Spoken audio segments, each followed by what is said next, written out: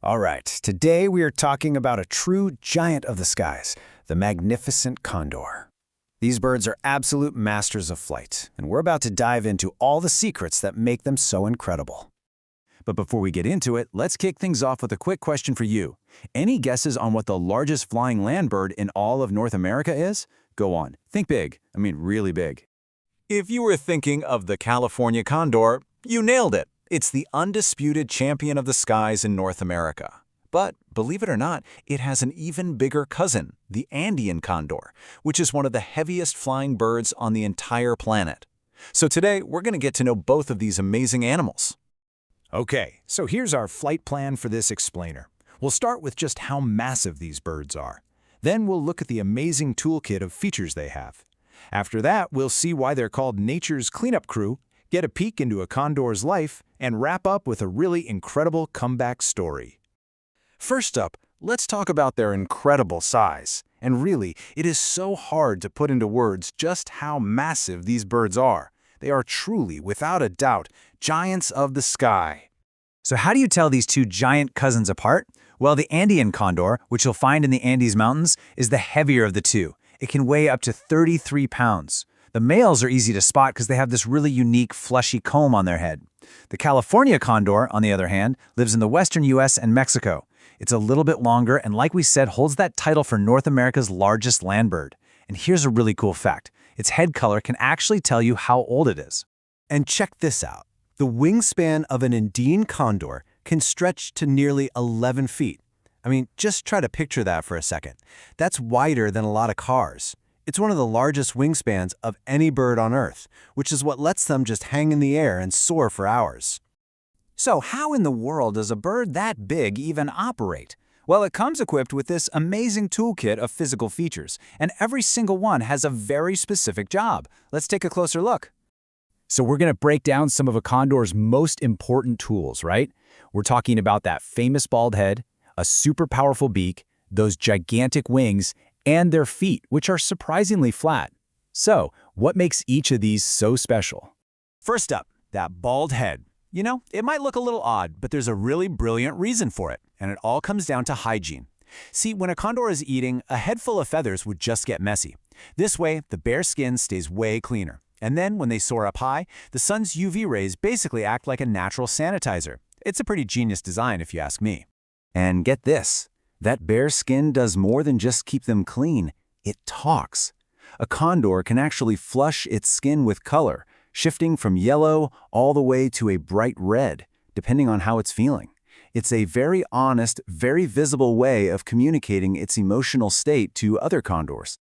Now, you might be thinking, a bird this huge must have some seriously sharp talons, right? Kind of like an eagle. But condors are totally different. Their feet are actually large and flat, with pretty blunt talons. They're perfectly made for walking around and staying stable on the ground while they eat, not for snatching up prey from the sky. Okay, so all of these amazing tools make the condor perfectly suited for its most important job in the world, being nature's ultimate cleanup crew. They play such a critical role in keeping their environment healthy. Honestly, without them, the whole ecosystem would be in real trouble. So, condors are what we call scavengers, which means their diet is pretty much entirely made up of carrion. And just in case you're not familiar with that word, carrion is simply the carcass of an animal that has already died. It may not sound like the most appetizing meal, but it is absolutely essential for a healthy ecosystem. So, how do they find their food? Well, it's a total masterclass in efficiency. First, they soar way up high, riding these warm air currents called thermals. This lets them glide for hours, sometimes covering 160 miles in a single day, barely even flapping their wings. From way up there, they use their incredible eyesight to spot a meal down below. And finally, once they're on the ground, that strong hooked beak gets to work, tearing through tough animal hides that other scavengers just can't get through. You know, by cleaning up these carcasses, condors are providing a service that is absolutely critical. They help stop the spread of nasty bacteria and diseases by getting rid of infected remains before they can harm other wildlife. They are literally a living, breathing indicator of a healthy environment. So, beyond their vital job in the wild, what are condors actually like?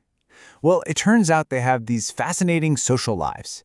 They form really deep bonds, they commit to lifelong partners, and they're incredibly patient parents. Okay, so let's get our terms straight. For Andean condors, telling males and females apart is actually pretty easy. The males have that fleshy comb on their head and brown eyes, while the females don't have a comb and have these really striking red eyes. A young condor, just like a lot of other birds, is simply called a chick or a juvenile. And here's a fact that I find absolutely amazing. Condors are monogamous. They form pair bonds that can last for their entire lives. We're talking about birds that can live for over 50 years. They are incredibly dedicated partners, which just shows how deep their social connections are. Their approach to parenting is all about quality over quantity. A pair will raise just one chick every 1 or 2 years. Both parents share the job of incubating that single egg for almost 2 whole months. After it hatches, the chick takes its very first flight at around 6 months old, but the lessons don't stop there. It will actually stay with its parents for up to 2 years, learning everything it needs to know. It's like a long apprenticeship for how to be a condor. And that brings us to our final section. And it's a story that almost didn't have a happy ending. It's a truly powerful story of hope, resilience, and a majestic comeback from the very edge of extinction. This headline really says it all. A huge moment. It perfectly captures this incredible milestone in the California condor's story, the return of these amazing birds to their ancestral lands. And it's a moment people have been working toward for decades. I mean, this is just a staggering turnaround. Back in 1982, the California condor population had crashed to just 22 birds left in the entire world. In a last-ditch effort, those last few were captured to start a breeding program. And somehow, against all odds, it actually worked. Since 1991, they've been successfully returned to the wild. And in what is a truly historic moment, a UROC-led program is now celebrating the first nesting pair in Northern California in over 100 years. It's just this powerful symbol of restoration. You know, the return of the condor is so much more than a success story for just one species. It's a powerful reminder that with real dedication and care, we can help heal our planet.